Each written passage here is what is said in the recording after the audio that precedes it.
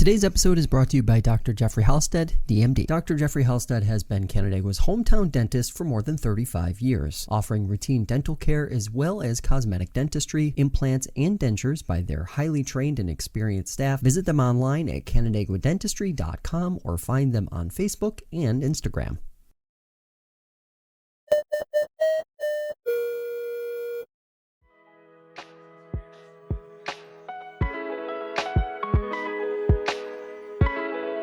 From FingerLakes1.com, this is FLX Today. Later this month, there will be a contested town supervisor primary in Seneca Falls to see who represents Republicans in the general election. Yesterday, I sat down with incumbent Supervisor Mike Ferrara to discuss the issues at play and the future of the community. As a note, before we get into that conversation, we will be sitting down next week with Frank Schmitter, Ferrara's opponent.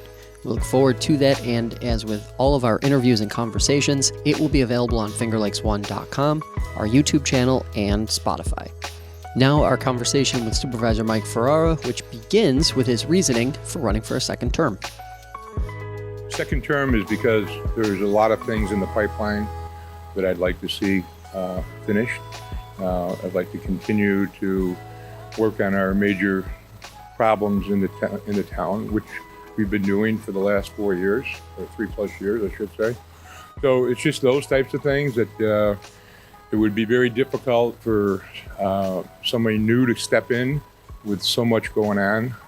So that's my goal, is just to finish things that we started and, finish a comprehensive plan, which has been absent for many years.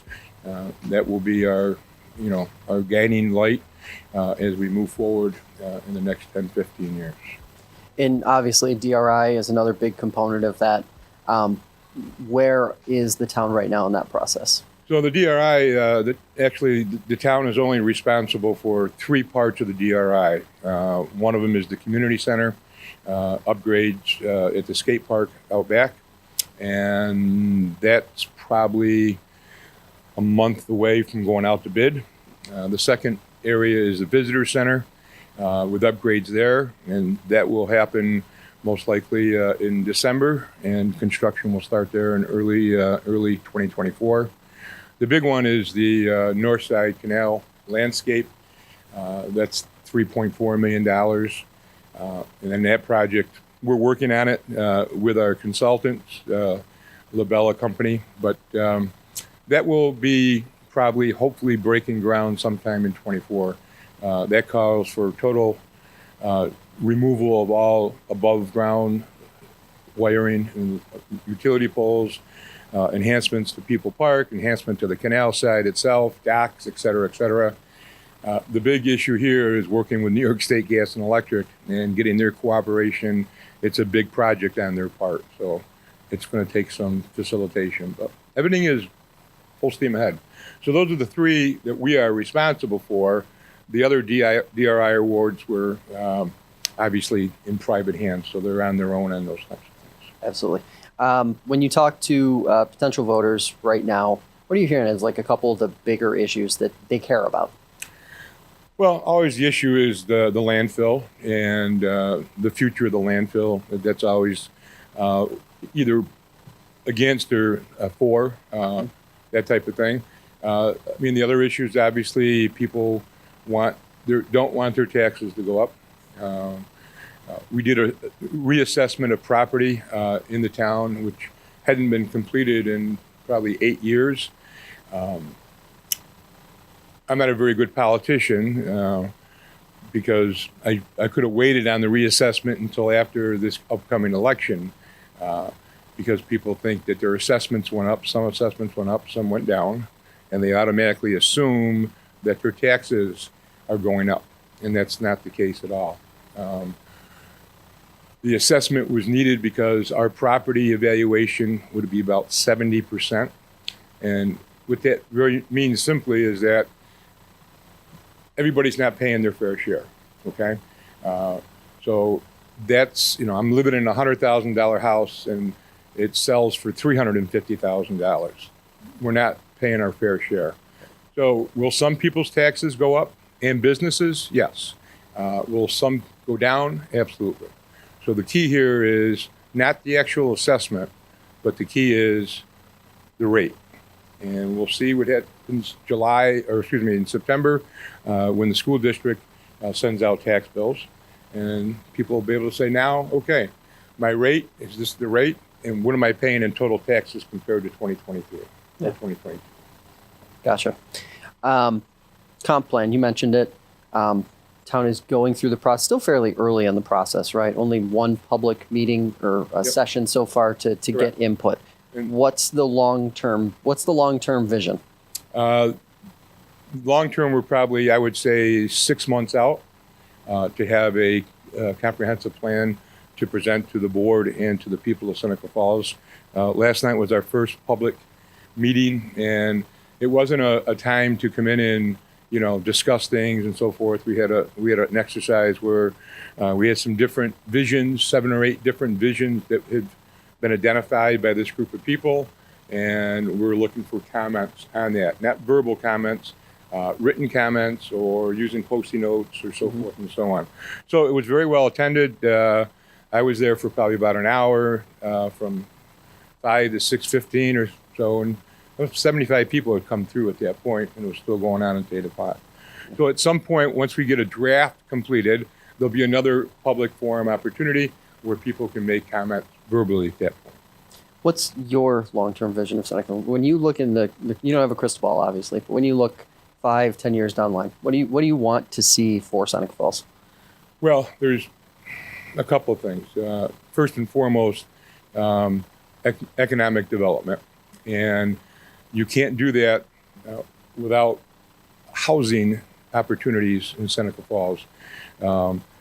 Seneca Falls is in dire need of some type of new housing, and at all levels. I'm working on a couple of affordable housing projects, and every time people hear the word affordable, they think something, no way, we're not letting that happen, blah, blah, blah. But people don't understand affordable housing simply means it's based on your income. So I could live in an affordable housing apartment and I might pay full rent, or somebody else might pay 50% rent. But it's provided an opportunity for people to live in new, energy efficient housing. We also need housing for senior citizens, apartments, condos, nice. And if we were able to develop some housing for senior citizens, people like myself, I would sell my house because I'm 66 years old and I don't want to mow my lawn anymore and I don't want to shovel the snow. But then I move into an apartment and my house becomes available to the market, and people who are looking for, not that my house is a higher end house, but people looking for that types of housing, that opens that market up too. Okay. Housing, revitalize downtown, and we applied for a Michael Enterprise grant, and we had a public meeting on that, and that's just going through now. People are making an application.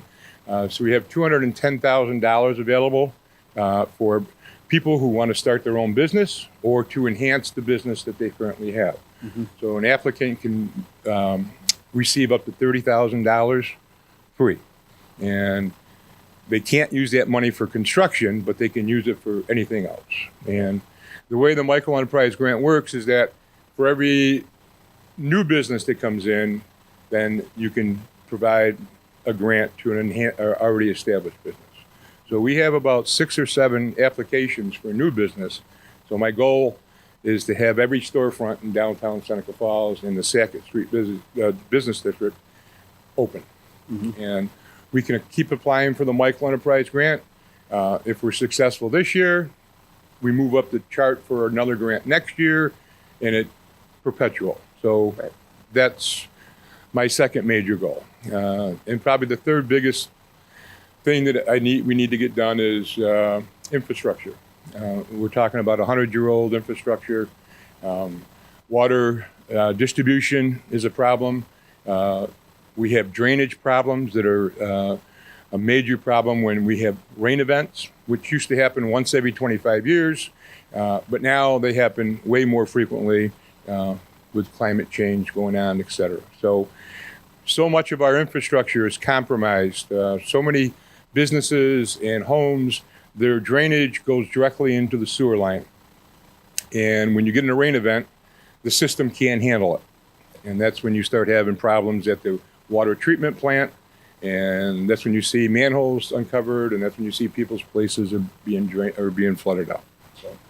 The scope of that, because that's been an issue I've listened to, supervisors and town council talk about for 10 years now in Seneca Falls. What is the scope of the water and sewer infrastructure problem?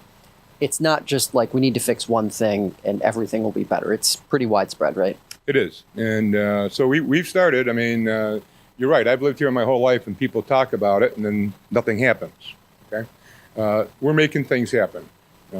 Again, we do a lot of things through grants. I applied for a grant for an engineering study at our water treatment plant and the distribution of that water.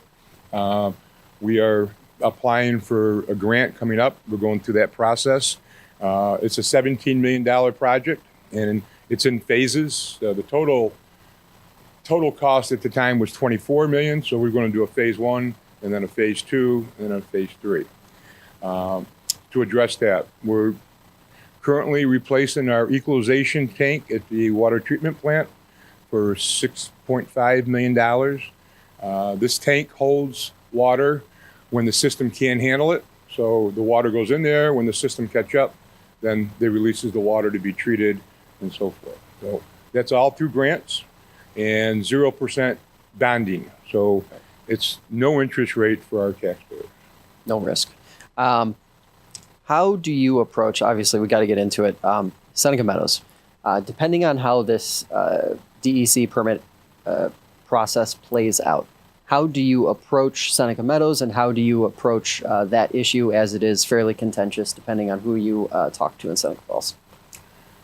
So in January of 2022, I appointed a committee to work with Seneca Meadows on different issues, okay? One of the things we've been working on is a new host agreement contingent upon the DEC providing a permit for their expansion, okay? I don't want to go into details right now because all the details haven't been shared with the board, but sure. It'll be rolled out and very soon, and it's a host agreement that I think the people of Seneca Falls are going to say, wow, this is amazing, and then a lot of things are going to happen. And I'm not talking about just money. I'm talking about odor control, odor reporting, et cetera, et cetera. So, do you have any inclination or any feeling whatsoever as to when the DEC may make a final decision, or is this something that could still be a year plus out? I think this is something that they won't make a decision until late 2024. And I would think they would have to because Seneca Meadows permit expires on December 3rd, 2024. So I would think something would have to happen, but I don't see anything happening this current year. Okay. So let's shift gears a little bit and talk public safety. One of the pieces of feedback that we got over the last week as we were kind of prepping for this was the sentiment that communities like Seneca Falls over the last 5-10 years have become less safe for one reason or another. A lot of people pointed to drugs. What's your message to residents who feel like Seneca Falls has become less safe, despite having a police department that does a good job and all of that? Well, my message is I 100% support public safety, and that's always a priority for me. And when I say public safety, I just don't mean police protection. Public safety is water and sewer, and making sure that our drinking water is drinking water, handling our waste situation.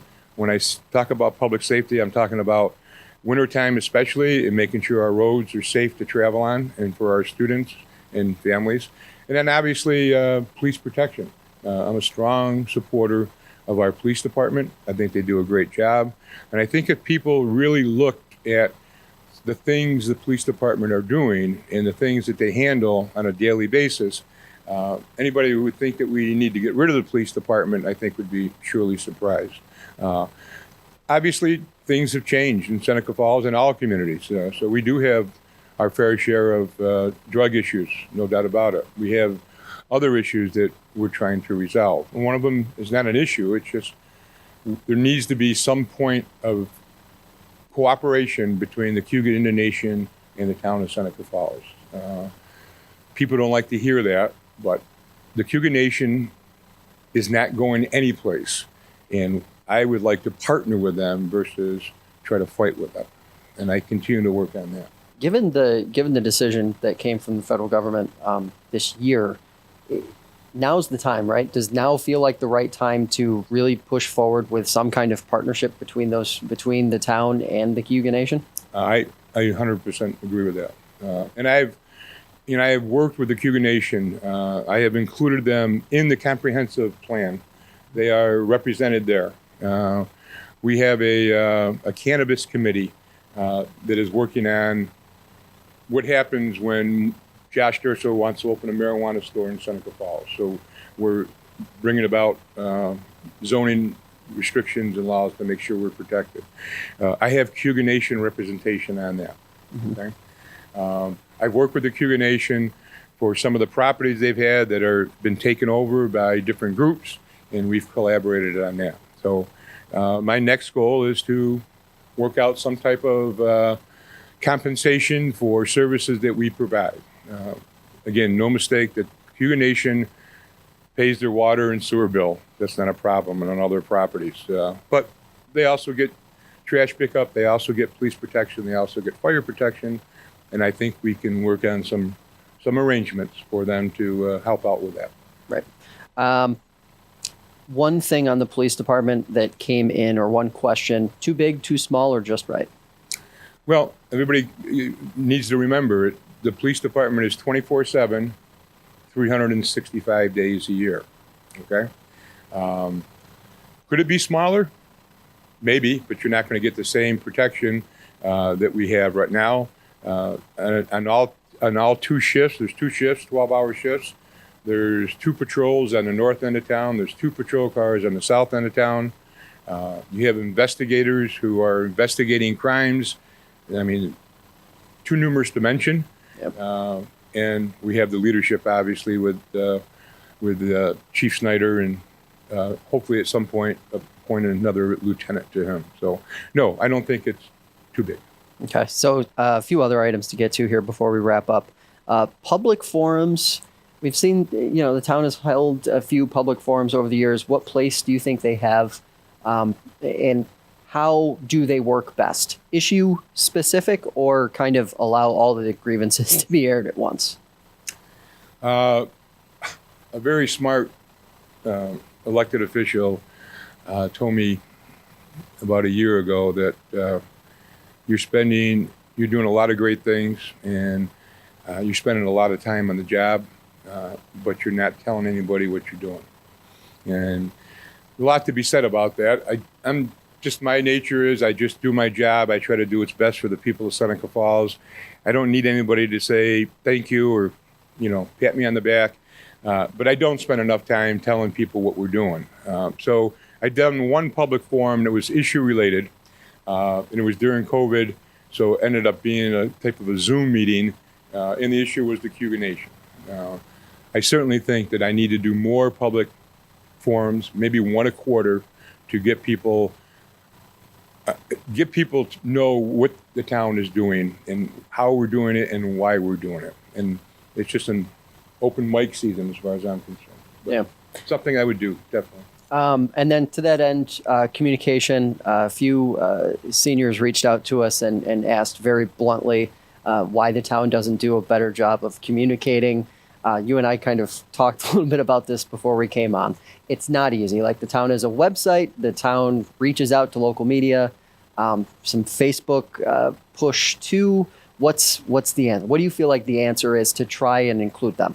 Well, obviously, if people say that, then obviously we got to do, in addition to all the things you just listed, and we do that, is somehow figure out how to be better communicators. And again, maybe it's a public forum quarterly. Maybe it's a monthly letter sent to our residents. Here's what's going on. Every month at our website, I list all the things that are going on. I inform people, but some people don't have the computer, don't have access to the website. So it's good to hear, and obviously need to make an improvement there. Anybody who has any questions or wants to reach out or wants to learn more about your campaign, where can they do that? The best thing to do is contact me on my town website or email. which is mferrara@senecafalls.com. My cell phone number is listed also on our website. One of my things that I've always done in my first professional life was a principal. I never left my office without returning an email or a phone call to a parent or whoever it may be. And I continue that practice right now. So any email or phone call I get, it's taken care of that day. My office is always open. Anybody can come in. We can debate, we can argue, we can get their ideas. I encourage that type of thing. All right, Mike, appreciate the time. Thanks for taking it. Gosh, thank you. That'll do it for this edition of Finger Lakes Today. If you'd like to see more conversations like this one, check out the show on your favorite podcast platform or subscribe to the FingerLakes1.com YouTube channel. Have a great day, and we will see you next time.